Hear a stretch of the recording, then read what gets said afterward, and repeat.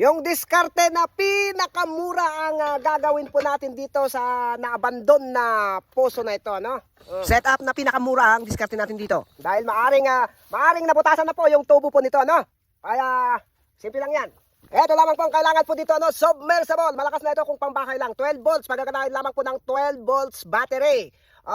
Wala nang ibang setup dito. Mayroong clam ito. Kaya lang nawala namin yung clam niya. Kaya tinali na lamang po namin. Wala nang kung ano-anong setup ito. Isaw-saw lang po dito. Ano? Kaya kahit kayo, kahit hindi kayo tubero, kayang-kaya nyo to. Dahil hindi namin nabaklas ito, dito namin ipapadaan. Sa ganitong diskarte, kahit hindi kayo tubero, ito lang naman po ang gagawin ninyo. Ay, syempre, mapapagana ninyo talaga. Ayan, saw-saw lang yung submersible dito. Napakasimple, di ba? Bali 5 meters lamang po ang haba po ng wire nitong submersible na to. Kaya dugtungan na lamang po natin, ano? Ayan. Yung wire niya po, dalawa lang po. Positive at saka negative. Ikabit lamang po dito sa baterya na 12 volts. Ito, baterya lang ng motor ito. Yan ha. Yan. Yan. Umandar na po yan. Yan. Pura yan. Sigurado. Tignan natin sa dulo ng hose na to.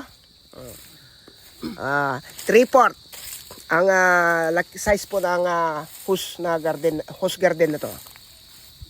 Ito siya. Ayan po, di ba? Napakasimple po at napakamura pa. Pinakamura itong diskarte na to. Kung pangbahay lamang po, malakas na po ito. Ayan Ayan.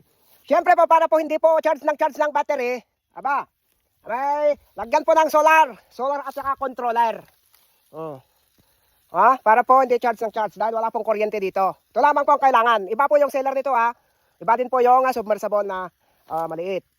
Dahil 12 volts battery lamang po ito, kapag po itaas po doon, ayan medyo kumina na po doon, bali ang kaya nyo lang pong itong higupin ay nasa 7 meters lamang po. O 7 meters, may na 6 meters. Kung 6 meters yung water level ng poso ninyo, panglalagyan ninyo, ay pwede po ito. Ayan. Ayan sa 7 meters, ganyan, medyo humina na nung inakyat natin. Ayan. Ito, wala ka nang ibang problemahin dito, yung charge ng battery. Kapitan lang ng solar. Di meron na tayong gagamiting tubig dito, di ba? Hindi ka na mapapagod, mano-manong magbubomba para lang sa tubig dahil ito high-tech na, yan, Hindi naman po kayo makikilo sa setup ng solar kapag ilagay nyo dito sa controller dahil kapag orderin po ito, ay meron na po siyang diagram na kasama. Kaya wala hindi kayo makikilo dito. Yan simpleng-simple. Yan, nagcha-charge yung battery.